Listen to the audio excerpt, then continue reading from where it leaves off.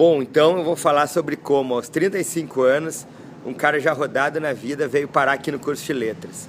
Eu sou jornalista, me formei em 2004 na PUC, trabalhei 12 anos na RBS, mas acabei cansando da vida de jornalista, abandonei a profissão e hoje eu estudo letras na Uniriter. A minha vida foi mais ou menos assim. Em 2004 eu comecei 2002 comecei a trabalhar na RBS, ainda como estudante. Em 2004 me formei, fui contratado, comecei a trabalhar no jornalismo esportivo, que sempre foi meu grande sonho. Mas acabei me desgostando com algumas coisas, como lidar com informações irrelevantes, como descobrir o salário de uma comissão técnica, descobrir que os jogadores almoçaram no dia de uma grande decisão. Então eu trabalhei fui trabalhar no G1, site de notícias da Rede Globo. Foram quase 3 anos, acordando de madrugada, lidando com tragédias, coisas que me marcaram muito negativamente, como a tragédia na Boate Kiss, no qual eu participei ativamente da cobertura, viajei para Santa Maria, acompanhei o drama de todas aquelas famílias. Aquilo acabou fazendo com que eu visse mesmo que aquilo não era o que eu queria para a minha vida. Então, o que eu fiz? Fiz um recuo para tomar um novo rumo. Voltei a trabalhar com a minha família, no comércio da minha família. Iniciei uma nova faculdade, uma nova formação, e de vez em quando eu recebo lá a visita de alguns jornalistas que são meus amigos, que eu fiz nesse tempo de jornalismo, que me perguntam: e aí, Vini, o que tu vai fazer agora? E eu respondo para eles: abandonei a vida de jornalismo, hoje eu sou padeiro e no futuro vou ser professor de português. Valeu! Meu nome é Vitória Fagundes, tenho 19 anos. O motivo da gravação é porque as pessoas sempre me perguntam por que tu é tão fechada, tão fria, ou até mesmo arrogante. E o motivo é porque tive alguns problemas na infância. E essa é a maneira que tenho de me proteger. Pesquisando assim, ninguém vai invadir o meu espaço. E não sou uma pessoa. É só a minha casca. Sou querida e simpática.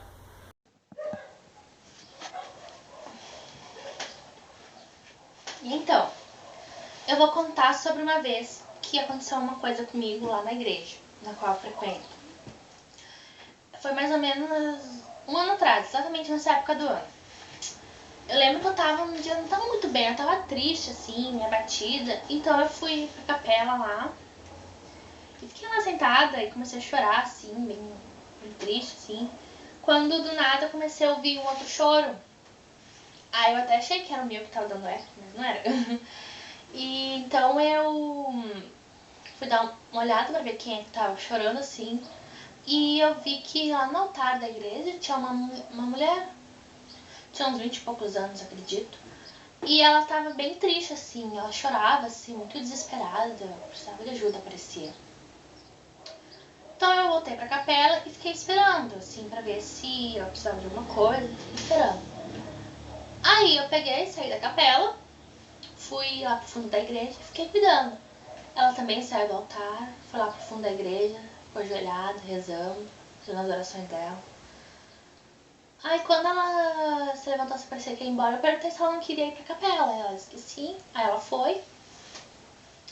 E ficou lá um tempinho lá, e do nada, assim, no impulso, eu tirei o meu crucifixo que eu tinha no pescoço, não esse aqui. Um que eu tinha na época que eu tinha ganhado no meu JC. E eu tirei assim, fiquei segurando, esperando ela sair da capela. Quando ela saiu da capela, eu abordei ela assim, parei e entreguei o crucifixo pra ela. Falei que era importante pra mim, que eu tinha ganhado, que era muito especial, que eu gostava muito dele. E que eu queria deixar com ela. Ela me agradeceu, assim, me abraçou. Disse obrigada, bem emocionada, assim. E saiu da igreja. Na saída ela parecia bem diferente de como ela entrou. Ela entrou toda abatida, chorando, bem agoniada. E saiu, parecia até que quando saiu, parecia que ela tava feliz. Aí, um mês depois, mais ou menos, eu acho, eu tava na capela, assim, esperando o grupo começar. Então eu tava lá, quietinha na minha, assim, pensando. Aí ela entrou na capela, essa mesma moça. Entrou, rezou, fez a oração dela. E ela viu que eu tava lá. Aí me reconheceu, aí ela me mostrou assim, que tava usando o crucifixo. Aí sorriu, assim, me agradeceu. E foi embora, bem feliz. Eu fiquei muito feliz por isso, porque é uma experiência muito, sei lá, muito estranha e boa.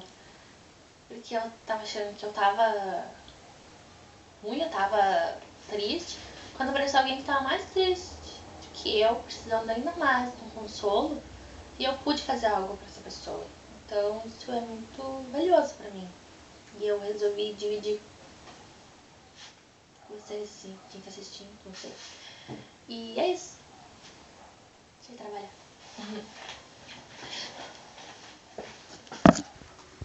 Tá, eu vou falar um pouquinho da minha história, porque eu escolhi ler, o meu dilema entre a escolha da faculdade. Eu, quando eu era criança, eu queria muito ser advogada, cursar direito e tal. Aí depois que eu tava na quinta série, mais ou menos, eu adorava a minha professora e queria ser professora. Aí depois, quando eu entrei no ensino médio, eu quis de novo ser advogada. Daí eu comecei do nada a me apaixonar por literatura. Eu adorava a professora, adorava tudo de respeito à literatura e resolvi prestar vestibular para letras. Hoje eu faço letras e trabalho numa editora jurídica, o que foi totalmente irônico na minha vida. Bom, pessoal, eu começo contando minha história a partir do meu envolvimento de infância com a arte. Comecei a partir dos meus 2, 3 anos, dali em diante, a brincar e a desenvolver os meus brinquedos a partir das sobras do material de trabalho do meu pai, que trabalhava com telefone, instalação de telefone, manutenção de telefone. Eu pegava aquelas sobras de fio de cobre e desenvolvia os meus brinquedos. E a partir do desenvolvimento desses brinquedos, que me permitiam ter uma liberdade muito grande de imaginar e de viver de verdade aquelas histórias que eu tanto gostava e que eu tanto sonhava e me perdia dentro daquele mundo, eu comecei a naturalmente me aproximar mais das artes. Também tive uma infância de uma liberdade muito grande quanto a isso, quanto ao brinquedo, quanto ao tempo de brincar, quanto à importância disso dentro da vida da gente. Tinha liberdade, além da brincadeira, de brincar sozinho com os meus brinquedos, a liberdade de brincar com os meus amigos da rua, jogar bola, enfim, todas as brincadeiras que todo mundo conhece, que fazem parte da infância de uma criança. Então, naturalmente, a partir desenvolvendo essa habilidade do brinquedo sozinho, da construção do brinquedo, eu tive também a grande oportunidade de conviver, e tenho ainda, com um artista plástico, que é o nosso vizinho lá, que chama-se Juarez dos Santos, e que foi me instigando, foi me chamando muito para a parte da arte visual, que eu me apaixonei.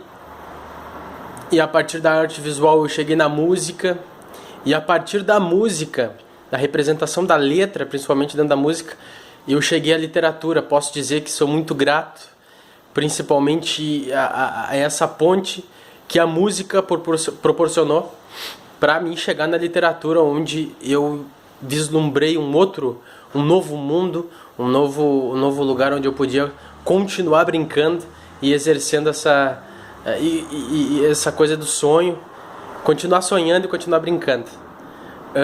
Independente de tudo isso, a importância que eu vejo dentro de toda dessa breve descrição é a importância da criança brincar.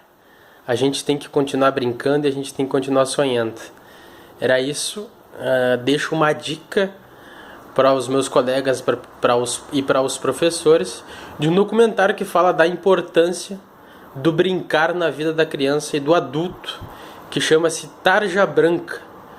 É um documentário que está disponível na internet, tanto no YouTube quanto no Netflix. Isso aí, um abraço. Tinha uns 10 anos. Eu não falo que eu vou contar. A minha história é sobre a minha convivência com a minha avó no ano de 2007. Neste ano, ela estava muito doente e precisou ir para a casa de algum familiar, onde ela pudesse ser melhor cuidada, até por questões de ir ao médico, alimentação e tudo que um idoso necessita, né? Depois dela ter passado por muitas casas de idosos, a minha mãe resolveu levar ela pra morar com a gente. Então, eu vendo toda a situação que ela tava, ela tinha naquela época um mal de Alzheimer, eu vendo toda essa situação, eu resolvi fazer alguma coisa pra agradá-la. Todas as noites eu pegava um banquinho e um livro que eu gostava, sentava perto da cama dela e contava uma história pra ela. Ela, nesse momento, acabava não falando muita coisa sobre o livro, né? E nem comentando, até porque ela gostava mais de falar sobre o passado dela e de pessoas que não estavam mais ali entre nós. Mesmo assim, eu continuei lendo livros pra ela, porque eu tinha a esperança de que ela fosse um dia comentar comigo sobre a questão do livro, a questão da obra, da história. Porém, uns dias depois, aproximadamente 30 ou até 40 dias depois, se eu não me engano, ela precisou ir para outro lar do idoso. E isso foi um pouquinho triste pra mim, porque eu senti falta de ter com quem conversar, todas as noites. Mas, por outro lado, eu fiquei confiante, pensando assim que uma hora ela iria voltar e eu ia poder fazer tudo de novo. Mas teve um dia que depois de aproximadamente, acho que uma semana que ela estava nessa casa de idosos, ela passou mal e precisou ir ao hospital. Neste dia eu estava na casa de uma amiguinha minha e não fiquei sabendo de nada dela ter ido ao hospital. Só a minha mãe estava lá com ela naquele momento. Infelizmente, nesse mesmo dia, ela acabou falecendo, vítima desse mal de Alzheimer. E eu fiquei sabendo minutos depois, quando a minha mãe chegou para me contar. Ela e minha tia falaram pra mim que a minha avó tinha vindo a falecer devido a isso e que elas precisariam organizar como seria a questão do enterro e do velório. No momento, eu fiquei bem chocada, assim. Eu não tava entendendo muito bem, mas eu fiquei realmente triste, porque eu pensei, ela foi, né? E agora, o que eu vou fazer? Como é que vai ficar toda a minha esperança que eu tinha de antes? Aos poucos, eu acabei me acostumando, por mais que até hoje me doa um pouquinho isso, mas eu acabei me acostumando. E atualmente eu sinto que foi bom eu ter feito isso, porque é como se fosse uma missão cumprida, tanto pra ela quanto pra mim, né? E hoje eu realmente percebo quão bom foi ter aproveitado aquele tempo com ela, já que anos antes dela falecer e ter ido morar lá com a gente, eu não tinha muita convivência com ela. Então, é isso. Quando eu era pequena, eu tinha uma amiga, minha melhor amiga, que ela gostava muito de ler. Ela lia compulsivamente. E eu achava aquilo o máximo, porque eu não tinha o hábito de ler, né? Isso foi uma coisa que foi com o tempo, mas eu sempre gostei. E o meu sonho era ler como ela lia, ela ler a quantidade de livros que ela lia. Hoje, acabei, obviamente, até pela opção do curso, lendo como ela. E eu devo muito a isso pela admiração de ver ela lendo. Eu acho que foi isso que despertou, assim. Eu acho que hoje eu leio porque ela lia, assim. Hoje eu nem converso mais com ela, assim. Mas eu sou muito grata por isso. Foi uma pessoa que passou pela minha vida durante a minha infância e que me marcou muito.